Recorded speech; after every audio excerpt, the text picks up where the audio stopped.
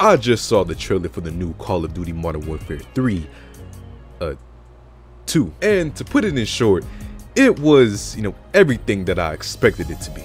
I didn't go in expecting to see something spectacular or, be so amazed that I jump out of my seat. I mean, if they showed a glimpse of the next No Russian mission, maybe, who doesn't love a good gaming terrorism? But it literally felt like I was watching an MW2 trailer for a new DLC. And that's not even me trying to roast it yet, you haven't heard my worst. I say that because I genuinely got the same vibes from this trailer as I did from the MW2 DLC trailers that we've been getting all year. But that's, that's just me.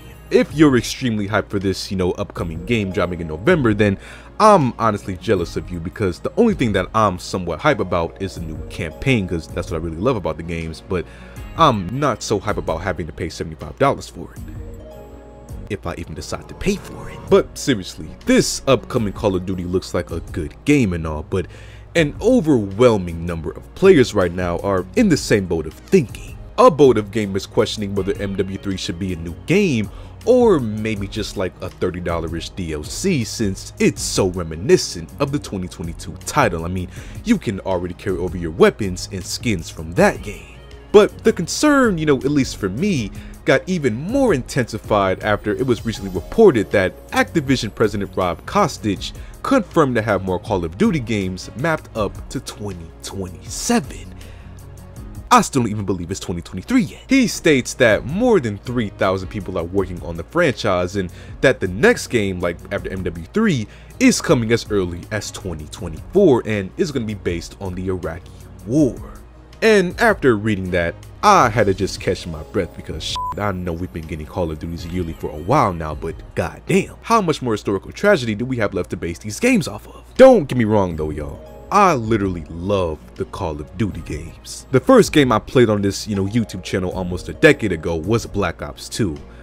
Don't watch that video. And these games are the sole reason that I grew to love the FPS style of games so much, since it was what I grew up on and still play to this day.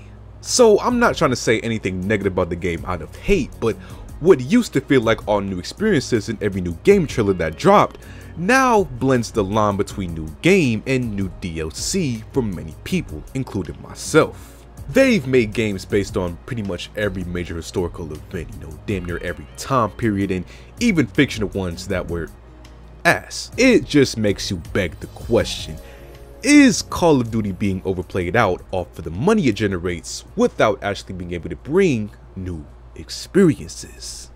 Well, for some people, that's a one-answer question, with them agreeing that it is, and that the glory days of COD are long gone in those toxic voice chats that no child in this day and age could survive in. However, if you're on the more younger side, or maybe you just recently got into the Call of Duty games yourself, then that answer might be more open-ended, since these people might not have had as much time to experience these games like the more veteran players. You see, millions of new gamers get into the hobby every year, and undoubtedly, someone's first experience with the COD franchise was with last year's Call of Duty Modern Warfare 2.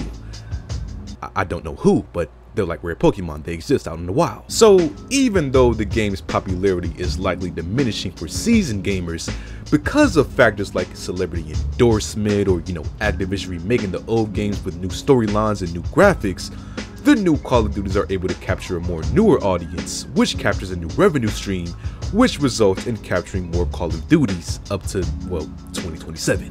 It's a cycle that many people are hating, but Activision walks away every year with their pockets fat as shit, so they really don't care. But hey man, I could just be talking. Maybe MW3 is gonna be the missing piece that we've been waiting for since Black Ops 2.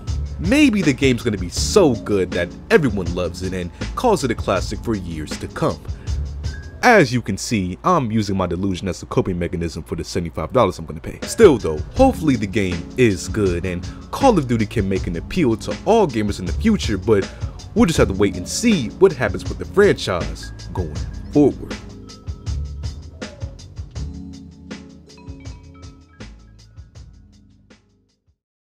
So what do you guys think about MW3, man? Feel free to comment down below. And as always, leave a like on the video, subscribe if you haven't already, and I'll see you on the next one.